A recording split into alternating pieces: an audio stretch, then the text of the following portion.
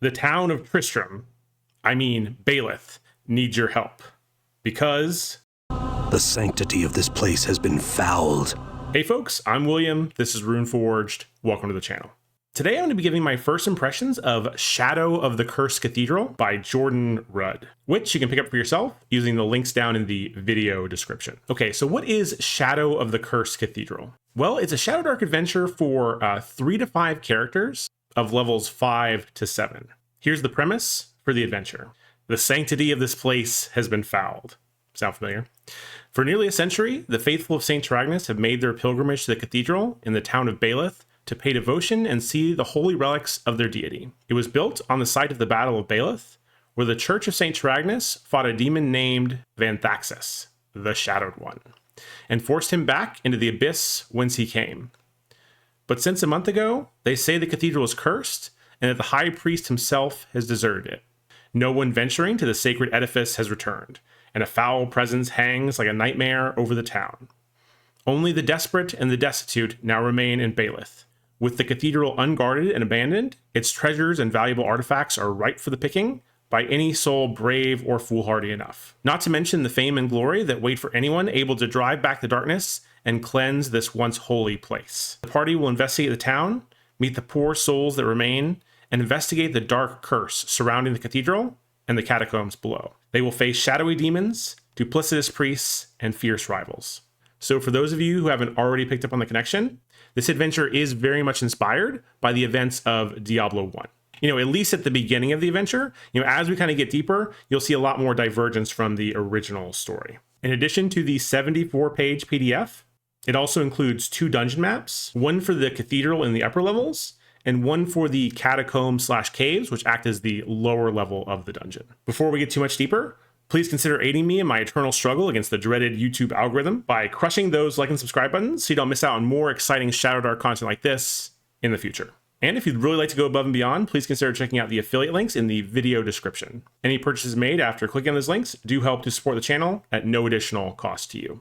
And I see plenty of you guys making use of those links, and I just want you to know that I very much do appreciate that support. All right, let's go ahead and start our deeper dive. Just to start off with, I want to say that I really do love this cover. This is absolutely gorgeous, black and white art in the classic Shadowdark style. And I love this depiction of this angel here, looking very forlorn, and all this like archaic writing going on in the background. It's clear that she's very enclosed in what seems to be some sort of cave, or as we learn a little bit later, actually in a prison cell. And of course, this angel does have a very important role to play in the adventure, which we'll discover more in just a bit. I'll pause here just for a second on the credit page. We can see that the writing here was done by Jordan Rudd, and there are a variety of different other contributors on the project. As you might expect, the table of contents lays out all of the content that you'll find in this PDF. I will say that there is quite a bit of white space on the table of contents page, and I wonder if putting some additional art here would help it feel a little bit less empty. Next, we've got a concise 1-page background for what's going on in the adventure, which is something that I highly encourage everyone to do for their adventures. What I particularly like about this version is that the top part here is really more player focused and is something that you could read to your players before the start of the adventure. And the bottom half is really more aimed specifically at the GM that gives them some insider knowledge about what's actually happening in this adventure. Basically, the situation is that about a century ago, there was a pretty large battle between good and evil, law and chaos, heaven and hell, however you want to look at it. It took place around the area of the town, and all of the townsfolk were under the impression that that battle was actually won by the forces of light or good, or in the Shadowdark setting, the forces of St. Tyragnis. But the truth is, it was actually a bit of a stalemate. And the two sides actually came to an agreement, which they call the Accord, which is basically an agreement that once a year, a particularly devout follower of St. Tyragnis needs to be sacrificed to the demon in order to prevent the invasion from demonic forces from continuing. And the most recent sacrifice, after learning of his fate, him, along with his sister, did decide to escape from the cathedral, thereby preventing the sacrifice and opening the world up to another demonic invasion. And if the heroes are not able to stop this from happening within the next 3 days, the portal to the Shadow Realm will fully open, and the demon's forces will pour through the opening in even greater numbers than they already have. And I think in general, I think this is a really cool kind of overarching story for the adventure. And it really does give me kind of shades of Cabin in the Woods, if any of y'all have ever seen that movie, in terms of like how the Accord. I will say that I don't know if it 100% fits with at least my understanding of what Saint Taragnus is.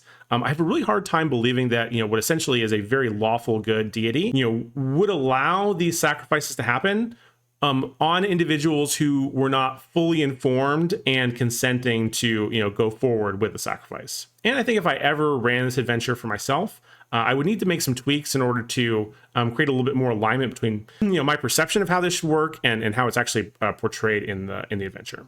Next, in this running the adventure section, there's actually a lot of different mechanics that are involved in this adventure. So, for example, we've got some information here about how we can escalate tensions, how the PCs can go about cleansing the cathedral. So one of the really interesting things about the cathedral itself is that when the PCs first go into it, it is corrupted.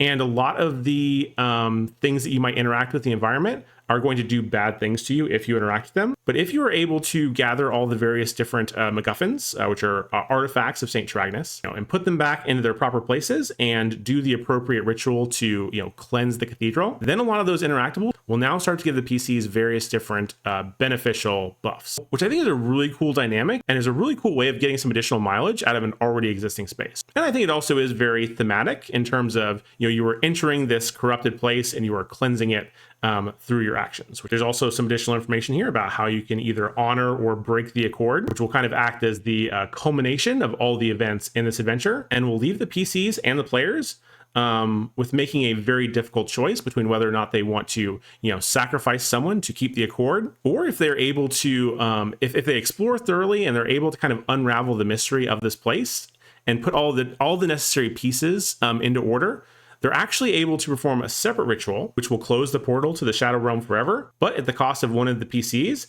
actually being sucked into the Shadow Realm and being completely unrecoverable. And there are some things that I really like about this and some things that I don't like about it as much, which I'll talk about towards the end of the video. Here's some of that additional information that I was talking about earlier about closing the Nexus. Feel free to pause and read for yourself, as well as your very standard rumor table. And I just want to pause for a second to spotlight this really awesome looking art. Tell me this is not directly out of, the opening scene of Diablo 1. You first stepped into Tristram and you're kind of going through the town and you're talking to all the townsfolk. And then kind of off in the distance, you see the path that leads to the cathedral itself. Very, very cool, very evocative, and quite a bit of nostalgia kind of wrapped up in this picture, at least for me. Stay a while and listen.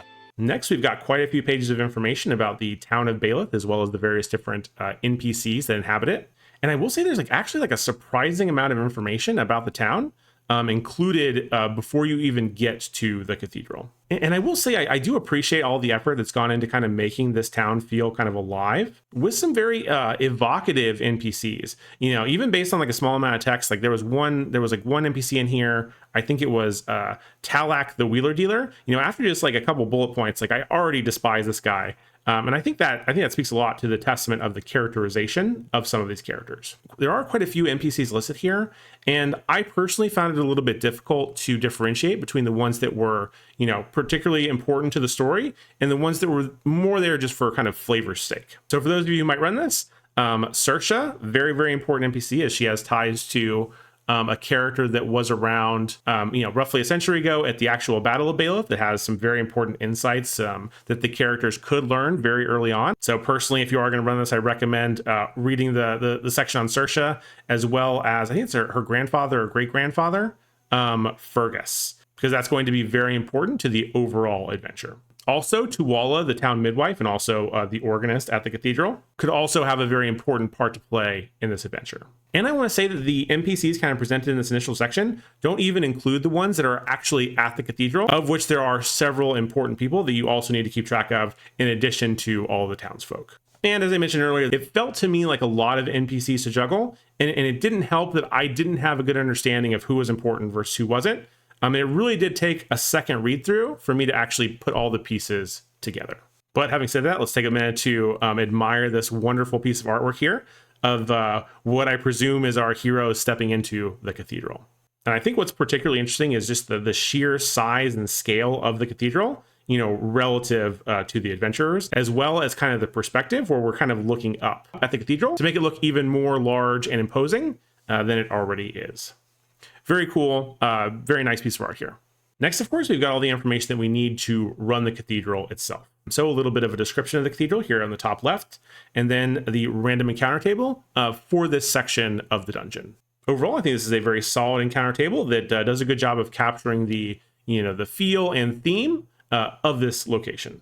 Then we go through and get kind of a room by room breakdown of the cathedral level of the dungeon, which is done in the pretty standard style of having a little bit of boxed text with some bolded words to let you know that those are of particular importance. And then a little bit more description of those bolded terms in the section just below. And again, another wonderful piece of art here that looks very custom or bespoke to the adventure and ties in very nicely with what is described in this front entrance location. Moving into the next room here, we have the narthex. It says, this foyer has 2 upright wooden benches against the walls. The opening to the cathedral is flanked by 2 patinated bronze statues of Saint Taragnus.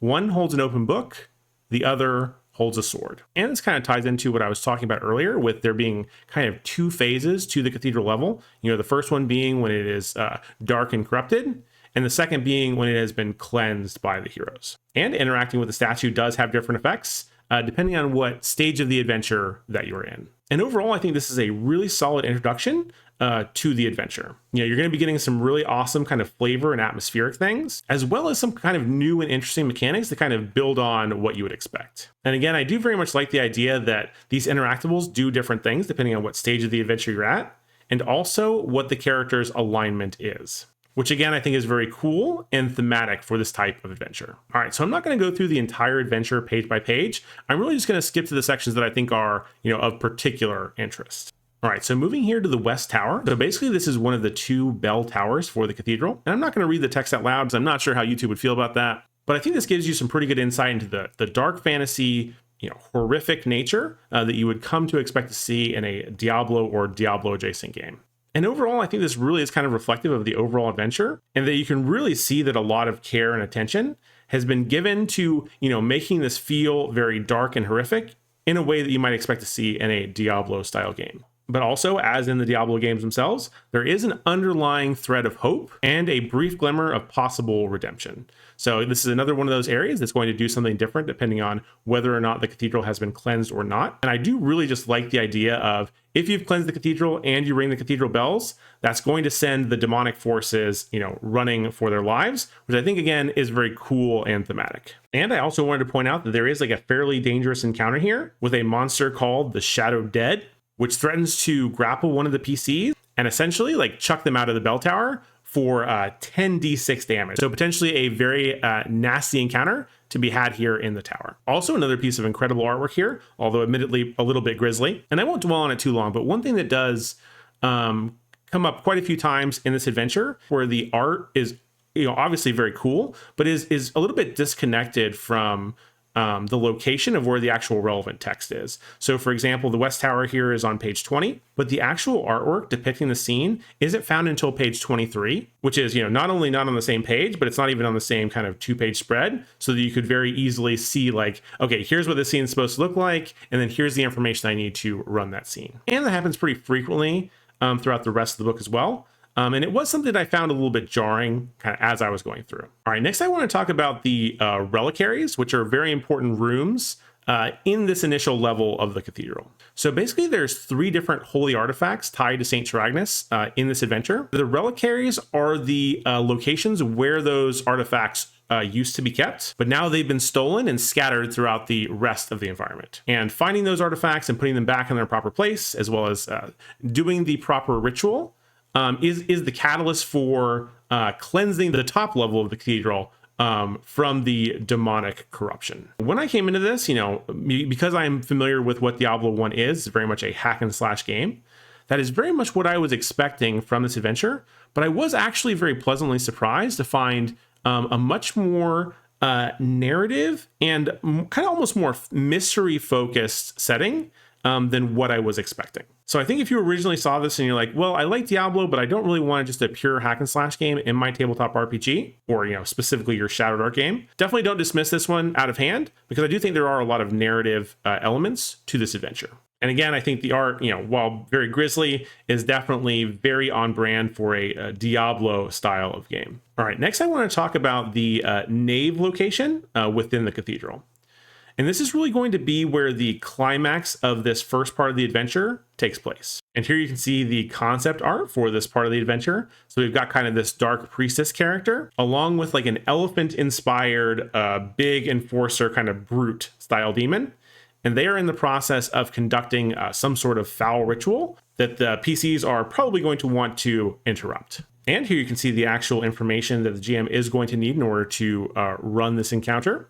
And as you can see, these are actually like pretty beefy stat blocks, at least as far as Shadowdark is concerned. Now, I have to say that personally, I really do like this. I think that the kind of minimalistic nature of the Shadowdark stat blocks are really fitting for kind of minions and your everyday goons. Personally, I really do like for my quote unquote boss fights to have a little bit more mechanical impact and flavor than what you would typically see from a standard Shadowdark monster. Now, I do know that there are some kind of legendary monsters in the core Shadowdark book that have stat blocks that more closely resemble this, but typically those are reserved for, very high level kind of NPC-like characters. And I would really like to see more adventures include kind of lower level bosses that have a little bit more mechanical depth and flavor.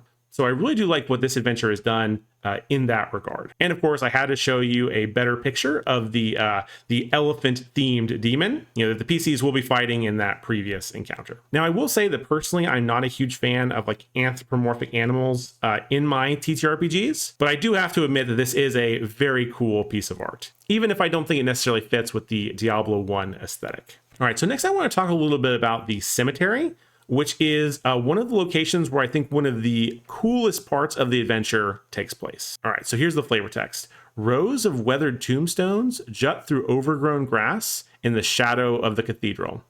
Title mentioned.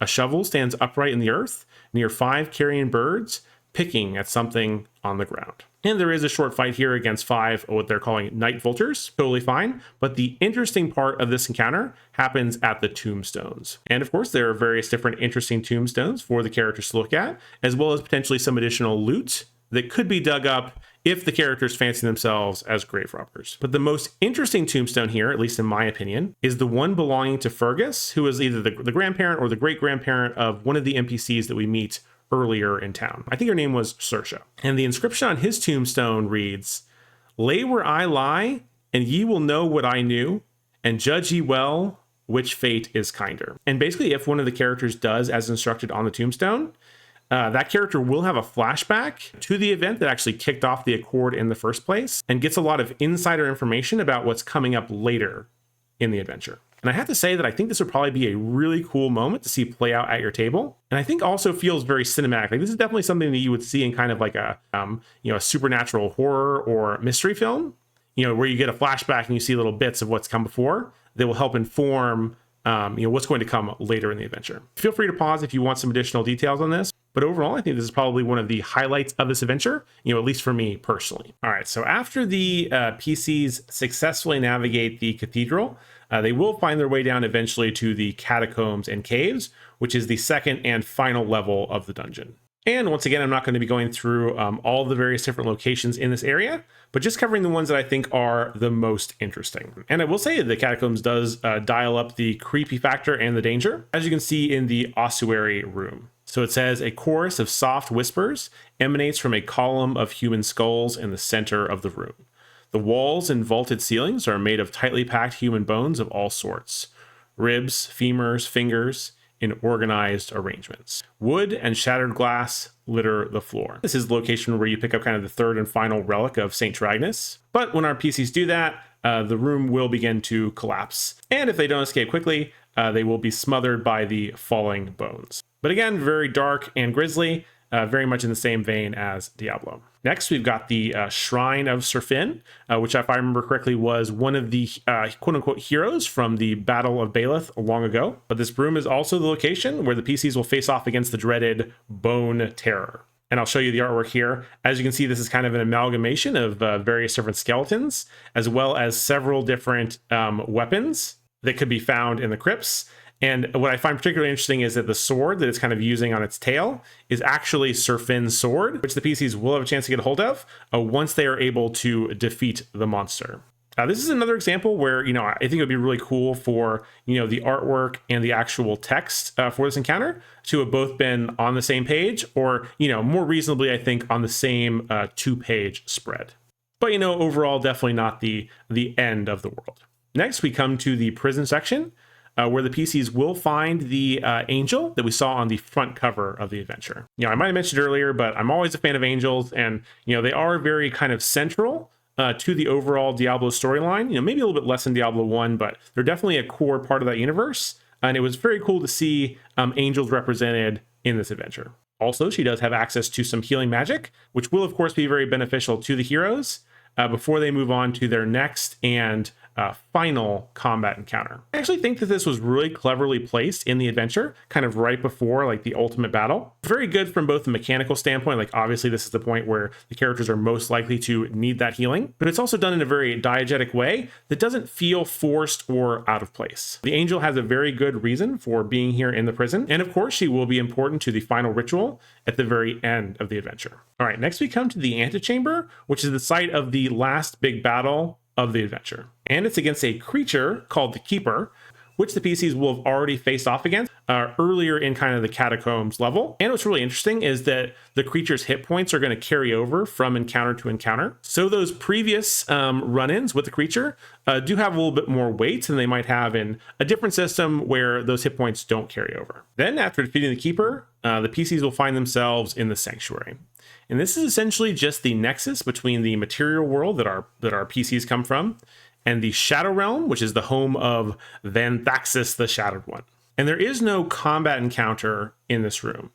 Basically, the purpose here is to make the PCs face a very difficult choice. Will they make a worthy sacrifice to appease the Accord and continue this kind of stalemate between Sate Taragnus and the Shadowed One? Or have they done all the exploration and clue gathering necessary to put together an alternate ending for this adventure? Which is that if they've managed to put all the various different pieces into place and they're willing to sacrifice one of their own characters permanently, they are able to close the rift once and for all, ending the need for any future sacrifices. Now, I have a lot of thoughts in this section, but I'm going to save them for my final thoughts towards the end of the video. And kind of at the end of the core adventure, there are about 20 pages of appendices. So you've got a lot of information about various different NPCs that are present in the adventure, as well as a rival adventuring party that's also going through the cathedral at about the same time. And I will say that I found these NPCs to be pretty interesting, and I really like the idea of a rival adventuring party, and I have sometimes used this as a device in some of my own adventures. So I thought it was very cool to see it in this context. And it goes on to give you a consolidated version of all the various different monster stat blocks for all the various different creatures that you did see throughout the course of the adventure. And as we've seen throughout the rest of the adventure, some more really awesome artwork to go along with the various different creatures and locations. I really do like this one in particular, and kind of with that kind of axe there, gives me like kind of a vague allusion to the butcher from Diablo 1. Fresh meat. Which unfortunately did not make an appearance in this particular adventure. Then we've got a couple pages of the various different magic items that were included in the adventure. And I think there are some pretty cool offerings here. And I think I've said this in other reviews, but I really do like the layout that is used in the core Shadowdark rules, pretty much for everything, but definitely for the magic items in particular. And I think it would be my personal preference to have the format for these items more closely resemble the formatting in the core Shadowdark books. Next, there is an additional appendix for some of the various different writings and different handouts for the adventure. So I especially like this one here, the dedication prayer. I really love it when there are kind of these like actual handout looking things that I can give to my players or show them on the VTT. They really are kind of vestiges of something that you would see in world. I think it's more immersive, and I think it's cooler when it comes in that format.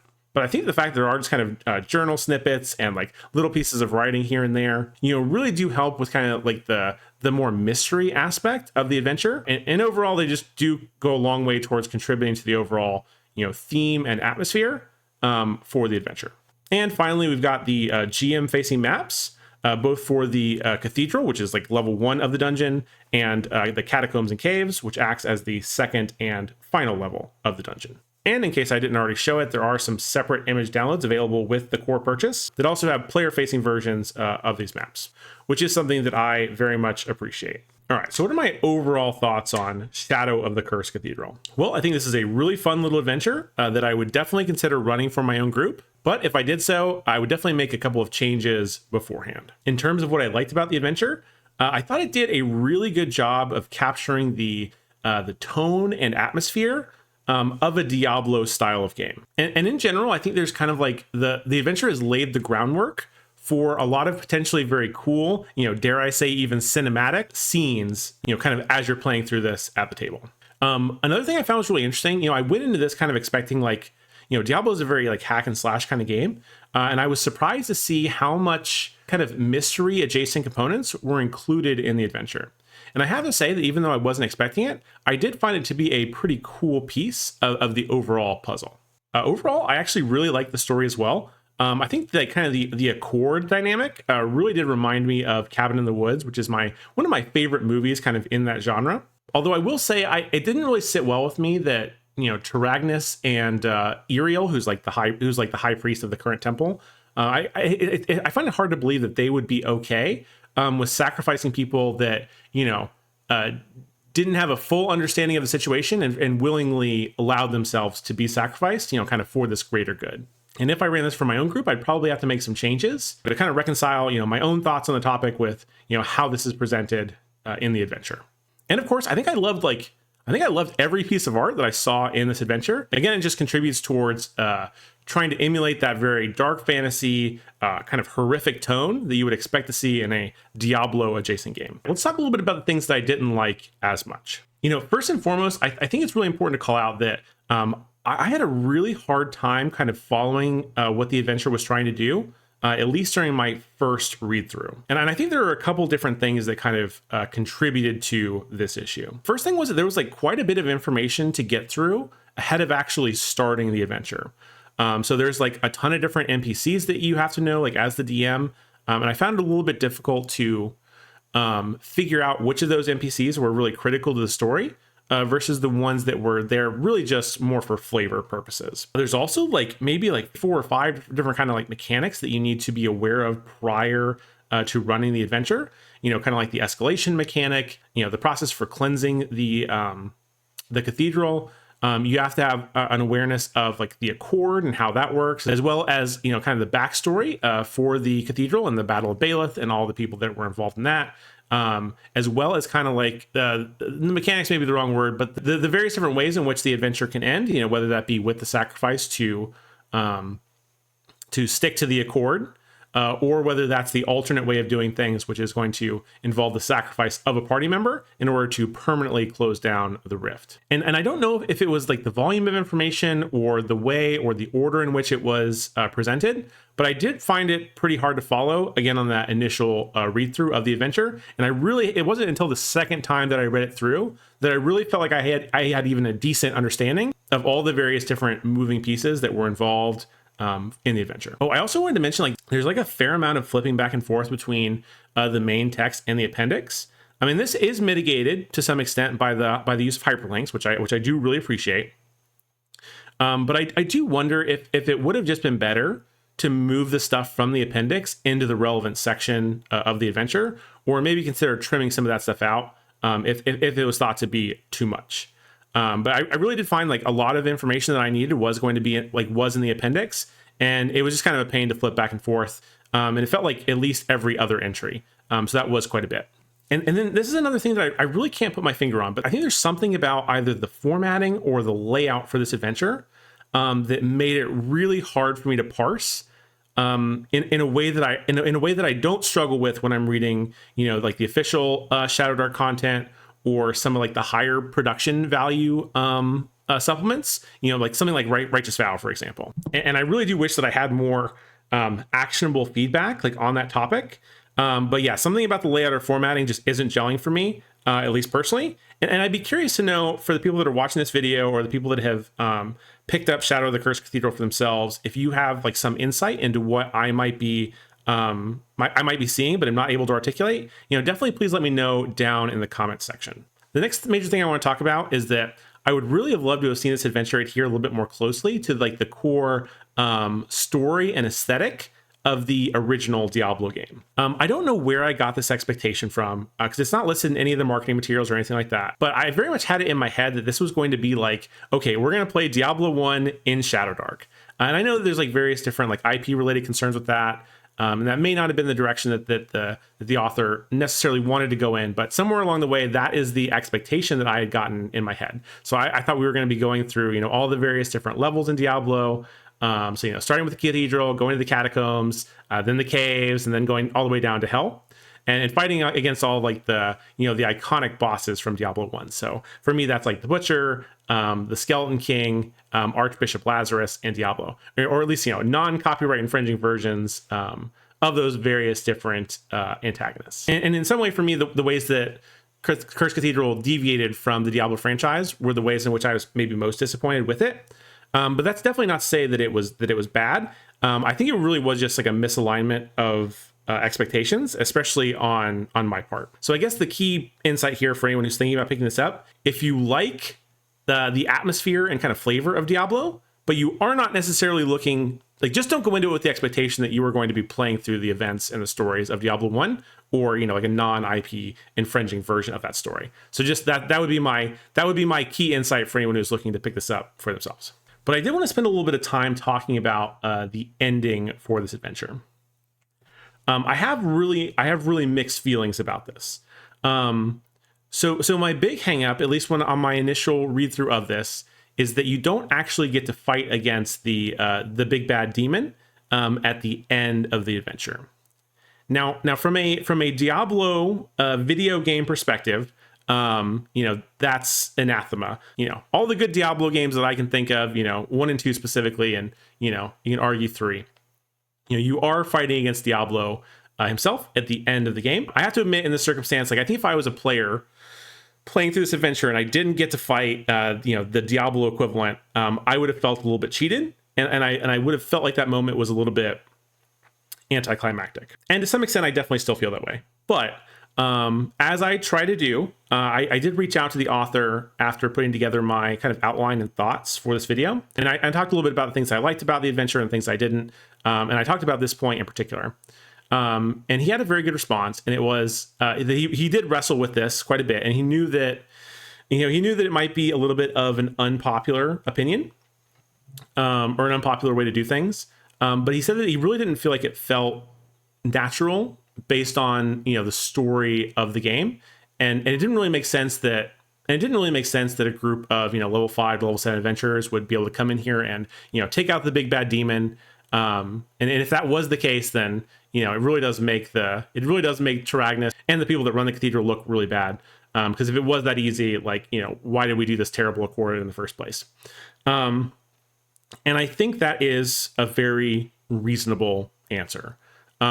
Deep down, you know, the Diablo player inside of me, you know, cringes a little bit at not being able to, you know, fight the big bad evil demon. But I have to agree that there is a degree of poignancy and probably a more mature level of storytelling that is happening in this adventure, you know, really presenting the PCs with the same choice that the priests are faced with, you know, every year.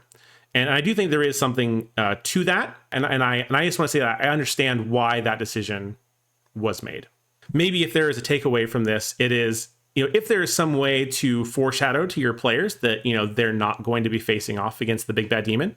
You know, maybe really emphasizing the fact that, you know, if this thing does end up coming into our world, like, there is no stopping it. Like, you're not going to be able to defeat it.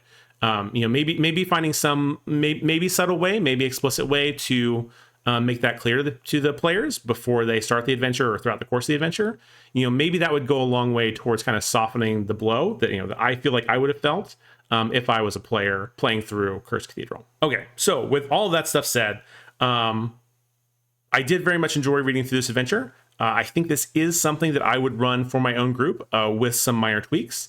And I am very much looking forward to seeing what Jordan comes out with in the future. As a reminder, there are links to pick up this adventure for yourself if you are so inclined.